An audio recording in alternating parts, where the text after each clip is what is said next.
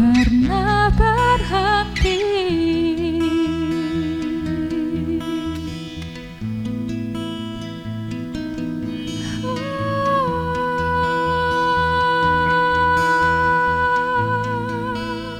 Betapa ku mencintai segala yang telah terjadi. Tak pernah sendiri jalani hidup ini, selalu menyertai.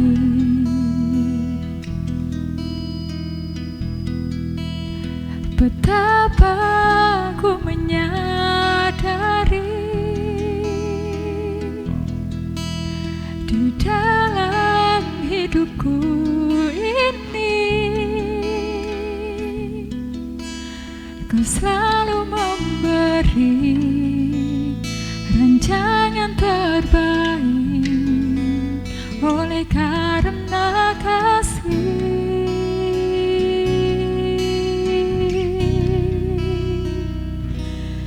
Bapa, sentuh hatiku, ubah hidupku menjadi yang baru, bagai emas yang murni. Kau membentuk bejana hatiku. Bapa, ajarku mengerti sebuah kasih yang selalu memberi, bagai air mengalir yang tiada pernah berhenti.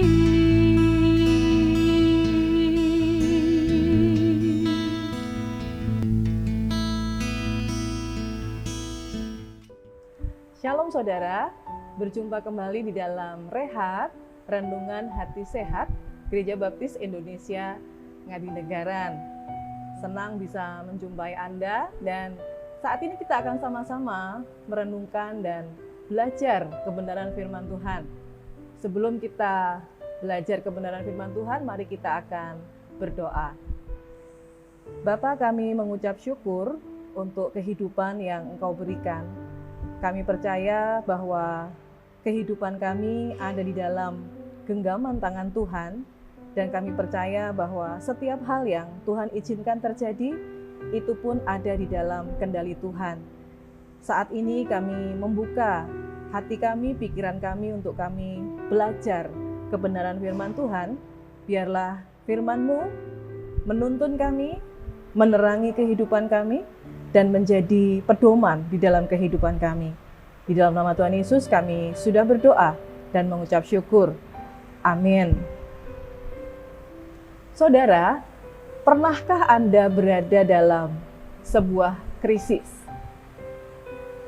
Menurut satu orang penulis yang bernama Norman Wright, krisis adalah keadaan yang tidak seimbang karena adanya peristiwa yang terjadi. Jadi bisa dikatakan krisis adalah sebuah persoalan yang sangat berat dan mengakibatkan kita sulit untuk mengatasinya. Itu adalah krisis. Banyak orang melihat krisis sebagai sesuatu yang negatif. Padahal tidak selalu demikian. Krisis tidak selalu buruk. Sebaliknya, krisis menunjukkan satu titik yang sangat penting dalam kehidupan seseorang. Nah, saat ini kita akan belajar bersama-sama dari seorang wanita yang hidup mengatasi ketakutannya, yang hidup melewati krisis. Mari kita akan sama-sama buka di dalam 1 Raja-Raja pasal 17. Ayat 6, ayat 7 sampai dengan ayat yang ke-16. Saya akan bacakan ya. Tetapi sesudah beberapa waktu, sungai itu menjadi kering, sebab hujan tiada turun di negeri itu. Maka datanglah firman Tuhan kepada Elia, "Bersiaplah, pergi ke Sarfat yang termasuk wilayah Sidon, dan diamlah di sana. Ketahuilah, aku telah memerintahkan seorang janda untuk memberi engkau makan." Sesudah itu ia bersiap, lalu pergi ke Sarfat. Setelah ia sampai ke pintu gerbang kota itu, tampaklah di sana seorang janda sedang mengumpulkan kayu api. Ia berseru kepada perempuan itu, katanya, "Cobalah ambil bagiku sedikit air dalam kendi, supaya aku minum." Ketika perempuan itu pergi mengambilnya, ia berseru lagi, "Cobalah ambil juga bagiku sepotong roti." Perempuan itu menjawab, "Demi Tuhan Allahmu yang hidup, sesungguhnya tidak ada roti padaku sedikit pun, kecuali segenggam tepung dalam tempayan dan sedikit minyak dalam buli-buli. Dan sekarang aku sedang mengumpulkan 2-3 potong kayu api. Kemudian aku mau pulang dan mengolahnya bagiku dan bagi anakku. Dan setelah kami memakannya, maka kami akan mati." Tetapi Elia berkata kepadanya, "Janganlah takut, pulanglah, buatlah seperti yang kau katakan, tetapi buatlah lebih dahulu bagiku sepotong roti bundar kecil daripadanya, dan bawalah kepadaku. Kemudian barulah kau buat bagimu dan bagi anakmu. Sebab beginilah firman Tuhan, Allah Israel, tepung dalam tempayan itu tidak akan habis, dan minyak dalam buli-buli itu pun tidak akan berkurang sampai pada waktu Tuhan memberi hujan ke atas muka bumi." Lalu pergilah perempuan itu dan berbuat seperti yang dikatakan Elia. Maka perempuan itu dan dia serta anak perempuan itu mendapat makan beberapa waktu lamanya. Tepung dalam tempayan itu tidak habis dan minyak dalam buli-buli itu tidak berkurang, seperti firman Tuhan yang diucapkannya melalui perantaraan Elia. Latar belakang kisah ini terjadi ketika Ahab menikah dengan Isabel. Ya, dia menggantikan ayahnya dan kemudian memerintah kerajaan Israel. Dia memiliki istri yang bernama Isabel. Dia adalah putri dari Raja Sidon dan seorang penyembah Baal. Isabel menuntut untuk memperlakukan dewanya, yaitu Baal, setaraf dengan Yahweh. Hal itu mendatangkan pertentangan dari Elia, seorang nabi Allah. Melalui doanya, Elia menyatakan bahwa tidak akan ada turun embun atau hujan di negaranya sampai Elia mengatakannya. Dan betul, Tuhan memperhatikan dan menjawab doa Elia serta menghukum Ahab dengan kekeringan. Rupanya, dampak hukuman Tuhan itu tidak hanya ada pada umat Israel saja, tetapi meluas sampai wilayah-wilayah lain, termasuk Sidon, yang menjadi tanah kekuasaan atau wilayah kekuasaan ayah mertua Ahab. Dampak itu terjadi juga bagi Elia, tetapi Tuhan memelihara Elia di Sungai Kerit. Dan kemudian pada suatu ketika Tuhan memerintahkan Elia untuk pergi ke Sarfat, bertemu dengan seorang janda. Sarfat berada di wilayah Sidon, yaitu tempat kekuasaan dari ayah mertua Ahab. Dan ketika Elia sampai di sana, ketika dia di pintu gerbang Sarfat, dia tidak menduga bahwa Sarfat itu lebih kering daripada wilayah Sungai Kerit tempat dia berdiam sebelumnya. Tanahnya kering kerontang, dengan pemandangan batang-batang pohon yang mengering dan ranting-ranting patah yang jatuh berserakan. Sangat kering. Ketika Elia melihat sekelilingnya, matanya tertuju pada perempuan yang tengah mengumpulkan kayu bakar. Elia berpikir, tentulah ini perempuan yang Tuhan maksudkan untuk dia temui. di Sarfat. Kemudian Elia mendekati perempuan itu dan meminta air. Perempuan itu kemudian mengambilkan Elia air. Mengetahui bahwa permintaannya itu dituruti dan dia diberi air, maka Elia kemudian berkata, "Beri aku sepotong roti." Janda itu memandang dia dengan seksama. Dia memandang Elia, kemudian dia tidak kenal Elia, tetapi tiba-tiba Elia meminta air, kemudian meminta roti, tetapi yang dia tahu, Elia adalah seorang dari bangsa Israel. Lalu ia berkata di dalam ayat 12, "Demi Tuhan Allahmu yang hidup, sesungguhnya tidak ada roti padaku sedikit pun, kecuali segenggam tepung dalam tempayan dan sedikit minyak dalam buli-buli. Dan sekarang aku sedang mengumpulkan 2-3 potong kayu api, kemudian aku mau pulang dan mengolahnya bagiku dan bagi anakku. Dan setelah kami memakannya, maka kami akan mati." Elia sedang berhadapan dengan kondisi krisis yang sangat parah. Janda Sarfat ini dan anaknya sedang berada di dalam krisis. Pertama, ia mengalami krisis secara global, secara umum ya, karena hukuman Tuhan menyebabkan bangsanya, yaitu negeri Sidon, mengalami bencana kekeringan. Kemudian dia mengalami krisis keadaan. Seluruh kemampuannya tidak dapat mengatasi krisis. Seandainya dia bisa bekerja, orang tidak menyediakan upah untuk pekerjaannya. Orang juga tidak bisa memberikan makanan untuk dia. Kenapa? Karena kondisi ini, kekeringan ini sangat luar biasa. Dan semua orang mengalami hal yang sama di wilayah itu. Kalau ia memiliki uang, ya, orang tidak menjual makanan yang dia bisa beli dengan uangnya. Jadi sama saja. Itu sebabnya yang tinggal hanyalah segenggam tepung dan sedikit minyak. Ketiga, janda ini mengalami krisis harapan untuk hidup. Itu sebabnya dia berkata, "Tepung segenggam akan segera habis dan sesudah kami memakannya, maka kami akan mati." Saudara, bagaimana jika Anda dan saya mengalami krisis seperti ini? Apa yang akan kita lakukan? Tuhan berjanji untuk menyertai kita sepanjang masa. Betul ya?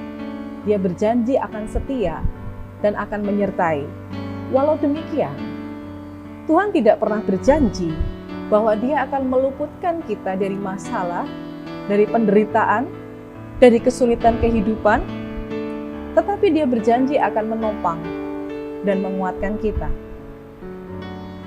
Pada saat perempuan ini tadi berkata bahwa oke, akan aku buatkan, akan makan, dan setelah itu aku dan anakku akan mati.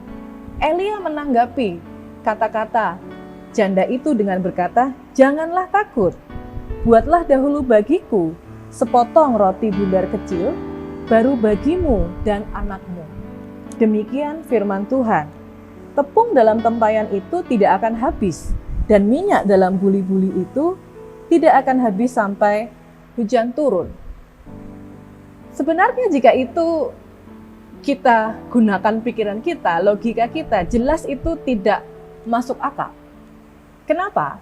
Karena tepungnya hanya sedikit. Kemudian Elia minta duluan, dan setelah itu masih ada janda itu dengan anaknya.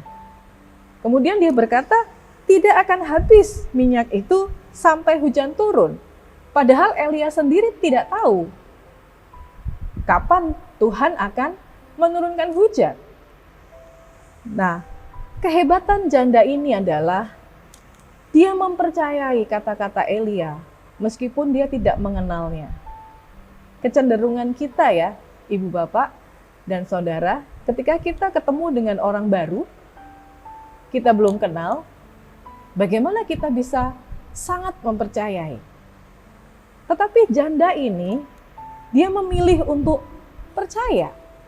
Hatinya berkata, aku akan membagikan roti yang terakhir untuk dia. Meskipun setelah ini kami akan mati kelaparan. Kira-kira seperti itu ya. Saya akan berbagi karena ya toh kelaparan akan membuat kita mati. Meskipun berbagi akan membuat dirinya dan anaknya menderita, tetapi janda ini memilih untuk memberi. Ia berani menghadapi krisis. Dia berani memberi di tengah krisis. Dan terjadilah mujizat itu. Dari hari ke hari, ia hidup dengan roti bundar kecil yang mengenyangkan sampai hujan turun dan masa kekeringan berakhir. Apa yang menjadi rahasia bagi seseorang untuk bisa hidup dalam sebuah krisis? Iman. Iman mempercayai bahwa kita akan memperoleh apa yang kita butuhkan, sekalipun pada saat itu kita tidak punya apapun juga. Iman adalah satu keyakinan yang kuat akan karakter Allah yang setia, karakter Allah yang menjadi pemelihara, karakter Allah yang menjadi Allah yang maha kuasa, yang selalu menyertai.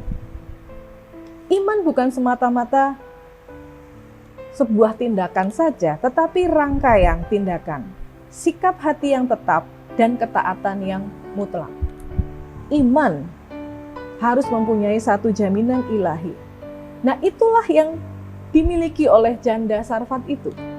Dan itulah yang menarik kuasa Tuhan terjadi atas kehidupannya. Dia mempercayai firman Tuhan yang disampaikan melalui Elia mengenai pemeliharaan hidup Tuhan, Allah Israel, atas kehidupan mereka.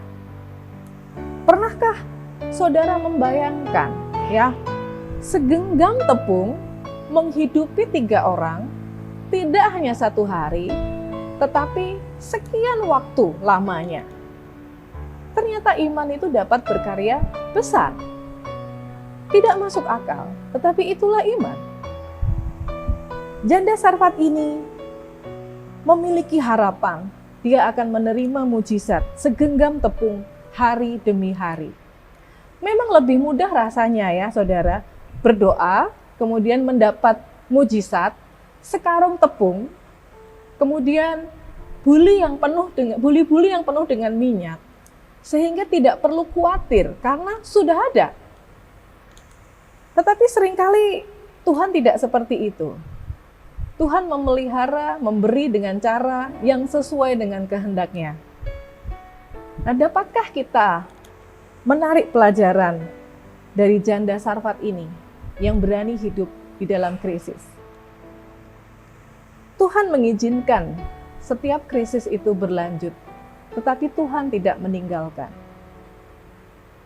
Seringkali dalam kehidupan kita itulah yang terjadi. Mungkin bukan krisis kelaparan, kekeringan seperti yang dialami oleh janda Sarfat ini, tetapi mungkin krisis yang lain, krisis keuangan, krisis hubungan dalam keluarga, krisis ketika memiliki anak-anak yang sulit untuk taat kepada Tuhan, yang sulit dibentuk. Kemudian krisis, macam-macam krisis bisa terjadi dalam hidup kita. Dan apa yang bisa kita pelajari dari kehidupan janda Sarfat ini? Yang pertama, krisis merupakan peluang bagi Tuhan untuk berkarya. Tidak ada yang terlalu besar yang tidak dapat dilakukan oleh Tuhan. Bila saat ini saudara berada dalam keadaan krisis, apapun itu, saya ingin mengatakan bahwa tidak ada sukar di dalam Tuhan. Tuhan bisa berkarya dengan luar biasa di dalam krisis apapun yang kita hadapi. Tidak ada yang terlalu menakutkan bagi Tuhan. Yang kedua, ketika kita membuka hati, dan membuka pikiran kita untuk Tuhan berkarya, menguatkan hati kita, maka Tuhan akan membuka jalan untuk kita mengatasi krisis apapun dalam kehidupan kita. Dan kita menikmati pertolongannya. Mengapa begitu? Iman kita di dalam Kristus menjadikan segala sesuatu itu mungkin. Ayat 14 berkata, sebab beginilah firman Tuhan, Allah Israel. Tepung dalam tempayan itu tidak akan habis, dan minyak dalam buli-buli itu pun tidak akan berkurang, sampai pada waktu Tuhan memberi hujan ke atas muka bumi. Lalu pergilah perempuan itu dan berbuat seperti yang dikatakan Elia. Maka perempuan itu dan dia serta anak perempuan itu mendapat makan beberapa waktu lamanya. Tepung dalam tempayan itu tidak habis, dan minyak dalam buli-buli itu tidak berkurang, seperti firman Tuhan yang diucapkannya dengan perantaraan Elia. Saudara, iman berbuah nyata bila dinyatakan dalam keberanian untuk bertindak. Permintaan Elia telah menyadarkan janda Sarfat itu untuk berani hidup dalam krisis. Dan tindakannya dengan berani memberi sebuah roti bundar kecil kepada Nabi Elia telah membuatnya mengalami pemeliharaan Tuhan ketika harus hidup di dalam krisis. Melewati krisis dengan sepotong roti. Mari kita berdoa.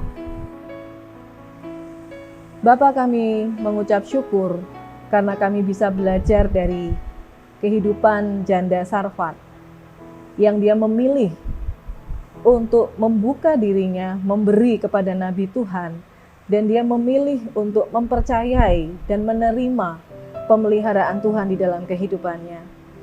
Ajar kami ya Bapa untuk kami bisa menjadi pribadi-pribadi yang taat kepada Engkau, yang membuka diri kami dan bertumbuh di dalam iman kami. Jika kami menghadapi krisis kehidupan di dalam diri kami, dalam keluarga kami masing-masing, maka biarlah kami boleh belajar bahwa ada pembentukan Tuhan di dalam krisis yang kami alami. Dan biarlah kami bersiap dengan pembentukan itu dan rela menjadi pribadi yang dibentuk. Sekali lagi kami mengucap syukur dan kami berdoa di dalam nama Tuhan Yesus Kristus. Amin. Terima kasih saudara, Tuhan Yesus memberkati.